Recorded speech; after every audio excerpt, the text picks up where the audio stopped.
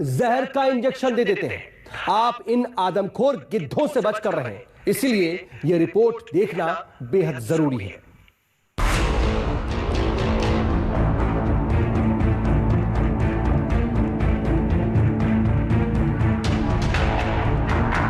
Corona virus की कसाई, नकली दवाई, काली कमाई।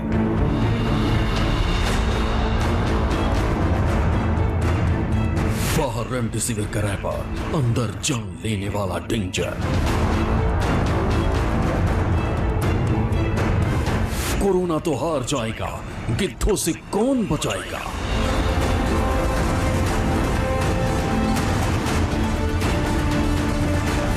दस शहरों में बड़ी पर्दार, रेमडेसिविर के राक्षस बेनकाब। नोएडा, भोपाल, जयपुर,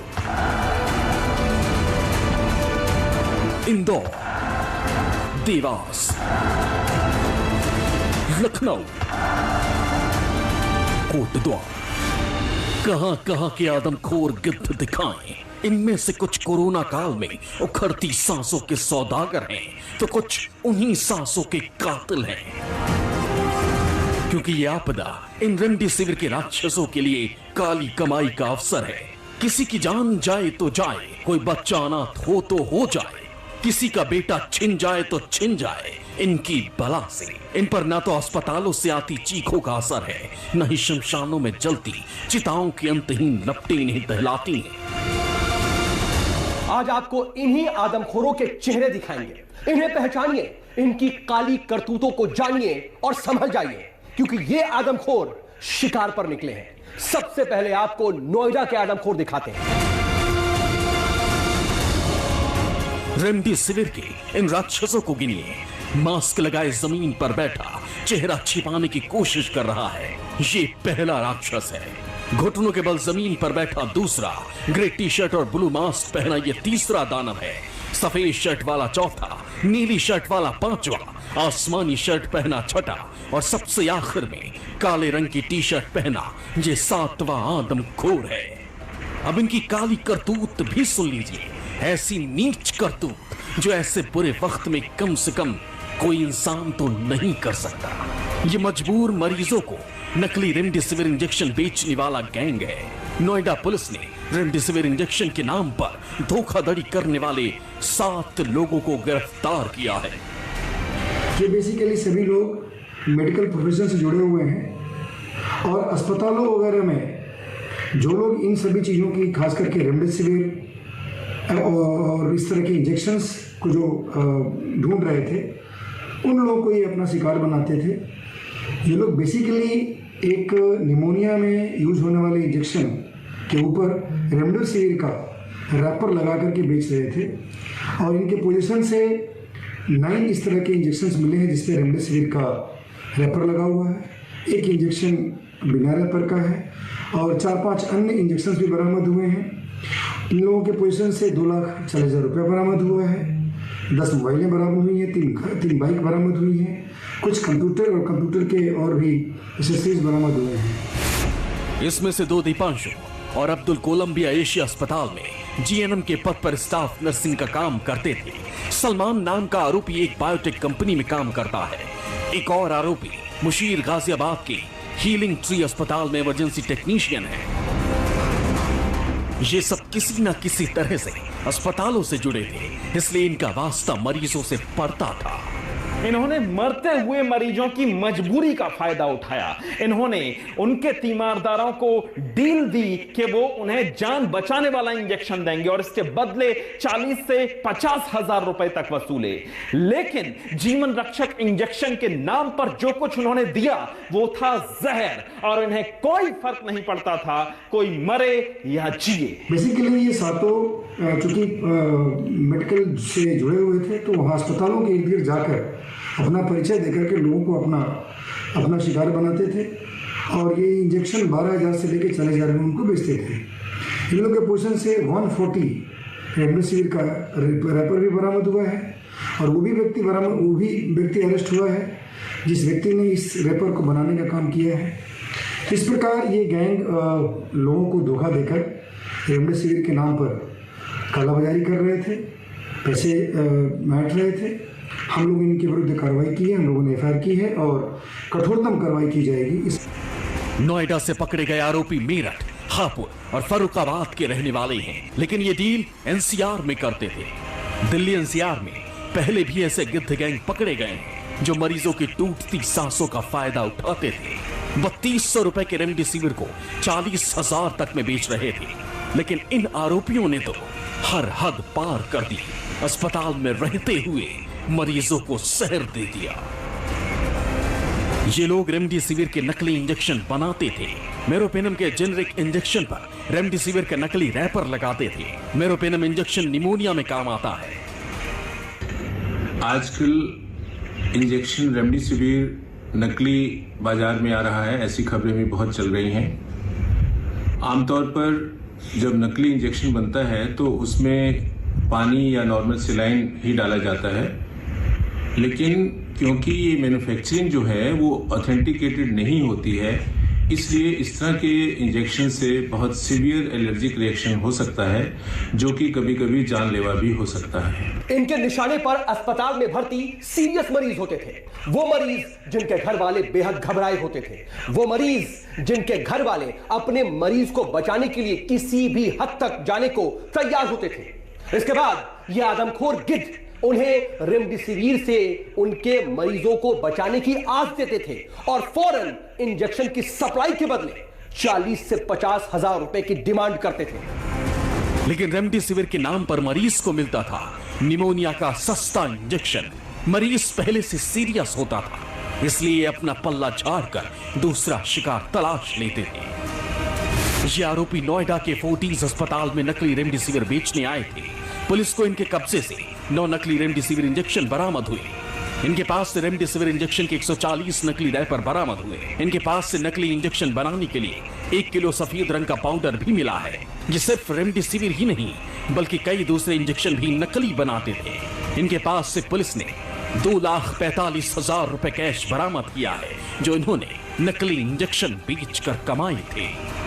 हैरानी की बात तो यह है कि गिरफ्तार किए गए गैंग में मेरठ के दिग्गज समाजवादी पार्टी नेता और एक पूर्व मंत्री का भांजा मुशीर भी शामिल है।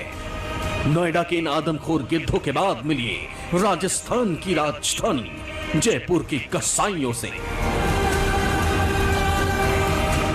जयपुर के सबसे बड़े एमएमएस अस्पताल के वार्ड बॉय की मदद से एक सरकारी डॉक्टर रेमडेसिविर की कालाबाजारी कर रहा था।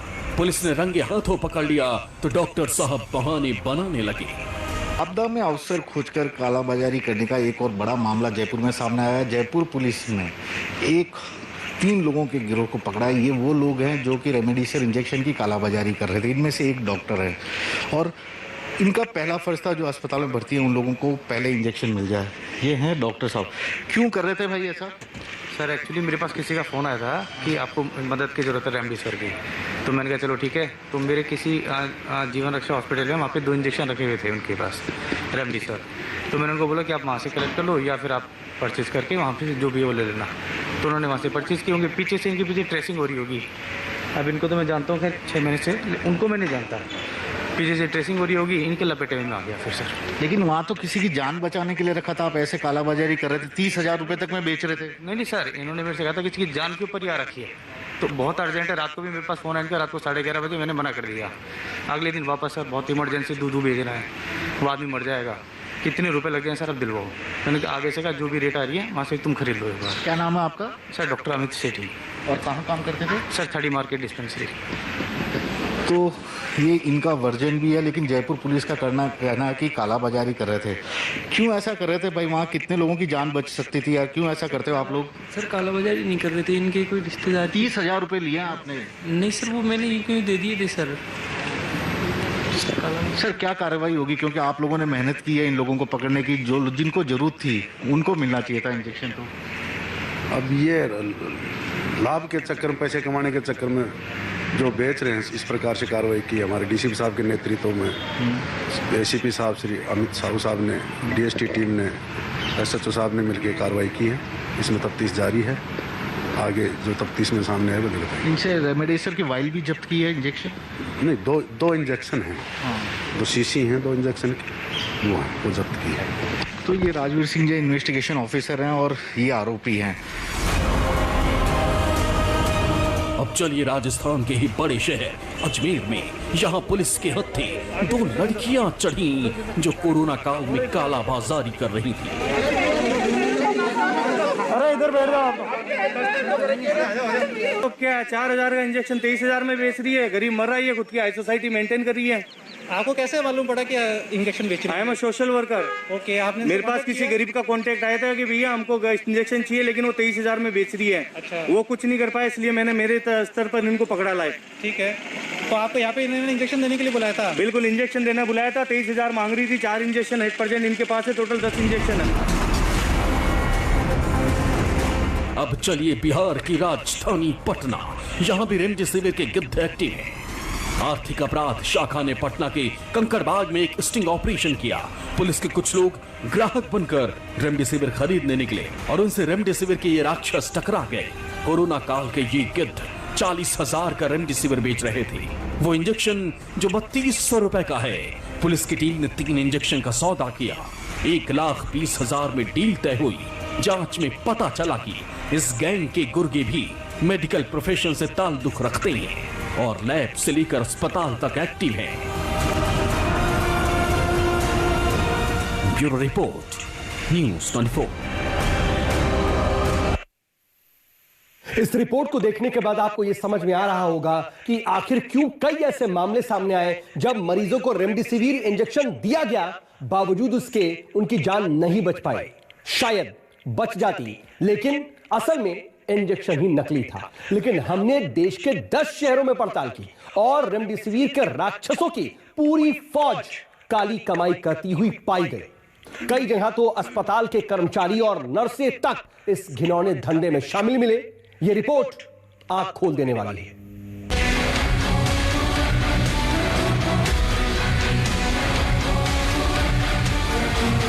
कोरोना काल में काली कमाई करने वाले रेमडेसिविर के राक्षस कहां नहीं है। अस्पतालों में तड़पते मरीज और उनके तीमारदारों की बेबसी का फायदा उठाने वाले अलीगढ़ में भी मिल गए। अलीगढ़ के पन्ना देवी थाना पुलिस ने रेमडेसिविर की कालाबाजारी करने वाले एक गिरोह को पकड़ा। अब इस इंजेक्शन को गौर से देखिए। इंजेक्शन पर साफ साफ लिखा है batch number JBRA 21004, manufacturing date 12 April 2021, यानी इस रेमडेसिविर इंजेक्शन की बनने की तारीख और इस इंजेक्शन की एक्सपायरी डेट 11 अक्टूबर 2022। पुलिस की पड़ताल में यह पता चला ये इंजेक्शन असली रेमडेसिविर है, लेकिन इस सारी जानकारी के गणित के नीचे साफ साफ अक्षरों में लिखा है इसकी कीमत 3400 रुपए। लेकिन इस 3400 रुपए के इंजेक्शन को रेमडेसिविर के ये राक्षस खुलेआम 22,000 में बेच रहे थे। पुलिस को गोपनीय सूत्रों से सूचना मिली कि एक व्यक्ति ब्लैक में रेमडेसिविर इंजेक्शन जो कि कोरोना के ट्रीटमेंट के लिए इस्तेमाल होता है को ब्लैक में बेचने की कोशिश कर रहा है। इस सूचना पर कार्य करते हुए पन्ना देवी पुलिस और सिटी क्षेत्र की SOG द्वारा इसमें व्यक्ति को गिरफ्तार किया गया। इस व्यक्ति के पास से 4 वायल्स रेमडेसिविर इंजेक्शन के बरामद हुए हैं। व्यक्ति की पहचान धीरेन्द्र बघेल निवासी दिल्ली गेट के रूप में हुई है।